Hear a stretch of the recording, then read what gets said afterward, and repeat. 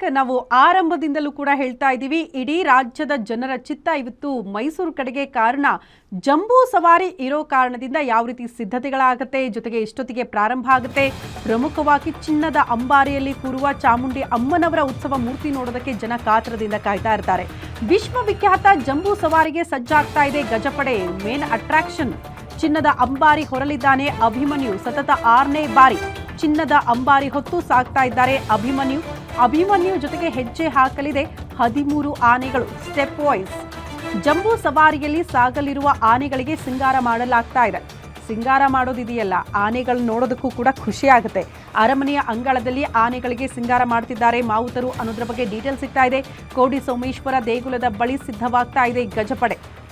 ಎಲ್ಲ ಆನೆಗಳನ್ನ ಕೂಡ ಕಲರ್ಫುಲ್ ಆಗಿ ಸಿದ್ಧ ಮಾಡ್ತಾ ಇರುವಂತಹ ದೃಶ್ಯವನ್ನ ಕೂಡ ನಾವು ಗಮನಿಸ್ತಾ ಇದ್ವಿ. ನಾನು ಆಗ್ಲೇ ಹೇಳದ್ನಲ್ಲ, ಇದು ಕೂಡ ಒಂದು ಕಲೆ. ಆ ಆನೆಗಳನ್ನ ಸಿಂಗಾರಗೊಳಿಸ್ತಾರಲ್ಲ, ಆ ದೃಶ್ಯಗಳನ್ನ ನೋಡೋದು ಕೂಡ ಒಂದು ರೀತಿ ಕಣ್ಣಿಗೆ ಹಬ್ಬ. ಅಷ್ಟು ಅದ್ಭುತವಾಗಿ ಆ ಚಿತ್ರಗಳನ್ನ ಬಿಡಿಸ್ತಾರೆ. ಅದರಲ್ಲೂ ಕೂಡ ಒಂದಷ್ಟು ವಿಧಿವಿಧಾನಗಳಿರುತ್ತಂತೆ, ಹಾಗೆ ಫಾಲೋ ಮಾಡ್ತಿದ್ದಾರೆ ಮಾವುತರು. ದೃಶ್ಯ ನೋಡ್ತಾ ಇದ್ರಿ. ಅಭಿಮನ್ಯು ಸತತ 6ನೇ ಬಾರಿ ಚಿನ್ನದ ಅಂಬಾರಿ ಹೊತ್ತು ಸಾಗೋದಕ್ಕೆ ಸಿದ್ಧನಾಗ್ತಾ ಇರುವಂತಹ ದೃಶ್ಯಗಳನ್ನ ಗಮನಿಸ್ತಾ ಇದ್ರಿ.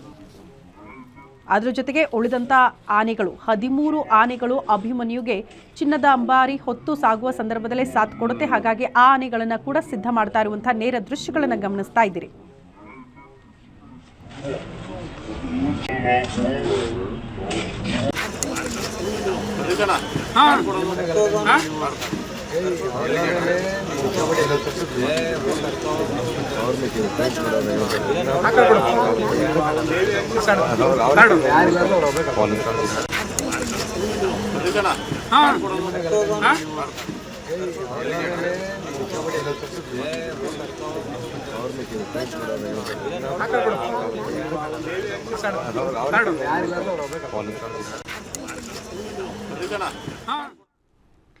ಈ ಬಗ್ಗೆ ಮತ್ತಷ್ಟು ಡೀಟೇಲ್ಸ್ ಅನ್ನ ಪಡ್ಕೊಳ್ಳೋಣ. ಮೈಸೂರಿನಿಂದಲೇ ನಮ್ಮ ಪ್ರತಿನಿಧಿ ಸುರೇಶ್ ನೇರ ಸಂಪರ್ಕದಲ್ಲಿ ಜಾಯಿನ್ ಆಗ್ತಿದ್ದಾರೆ. ಸುರೇಶ್, ನಿಜ ಹೇಳ್ತೀನಿ, ಅಲ್ಲೇ ನಿಂತ್ಕೊಂಡು ಆ ದೃಶ್ಯಗಳನ್ನ ನೋಡ್ತಾ ವರದಿ ಮಾಡೋದು ಒಂದು ರೀತಿ ಕಣ್ಣಿಗೆ ಹಬ್ಬ, ಜೊತೆಗೆ ನಮಗೆ ಒಂಥರ ಹೆಮ್ಮೆ ಅಂತ ಅನ್ಸುತ್ತೆ ಆ ಸುದ್ದಿಗಳನ್ನ ಕೊಡೋದಕ್ಕೆ. ಅಟ್ ಪ್ರೆಸೆಂಟ್ ಜಂಬೂ ಸವಾರಿಗೆ ಕೊನೆಯ ಕ್ಷಣದ ಸಿದ್ಧತೆ ಭದ್ರತೆಗಳು ಯಾವ ರೀತಿ ಇದೆ ಅಂತ? ಶಿಲ್ಪ, ಬಹಳ ಮುಖ್ಯವಾಗಿ ವಿಶ್ವವಿಖ್ಯಾತ ನಾಡಹಬ್ಬ ದಸರಾಗೆ ಕ್ಷಣಗಣನೆ ಆರಂಭ ಆಗಿದೆ. ದಸರಾ ಹಿನ್ನೆಲೆ ಜಂಬೂ ಸವಾರಿ ಮೆರವಣಿಗೆಗೆ ಸಕಲ ರೀತಿಯ ಸಜ್ಜಾಗ್ತಾ ಇದೆ ಮೈಸೂರಿನ ಅಂಬಾವಿಲಾಸ ಅರಮನೆಯ ಪ್ರಾಂಗಣ. ಬಹಳ ಮುಖ್ಯವಾಗಿ ಈ ಬಾರಿ 6ನೇ ಬಾರಿಗೆ ಜಂಬೂ ಸವಾರಿಯಲ್ಲಿ ಸಾಗಲಿದ್ದಾನೆ ಅಭಿಮನ್ಯು. ಹೀಗಾಗಿ ಅಭಿಮನ್ಯುಗೂ ಕೂಡ ಇನ್ನೇನು ತಯಾರಿ ಕೂಡ ನಡೀತಾ ಇದೆ. ಅರಮನೆ ಅಂಗಳದಲ್ಲಿರ್ತಕ್ಕಂಥ ಕೋಡಿ ಸೋಮೇಶ್ವರ ದೇವಸ್ಥಾನದ ಸಮೀಪ ಇರುವ ಇನ್ನು ಸ್ನಾನಘಟ್ಟದಲ್ಲಿ ಆನೆಗಳನ್ನ ಇನ್ನು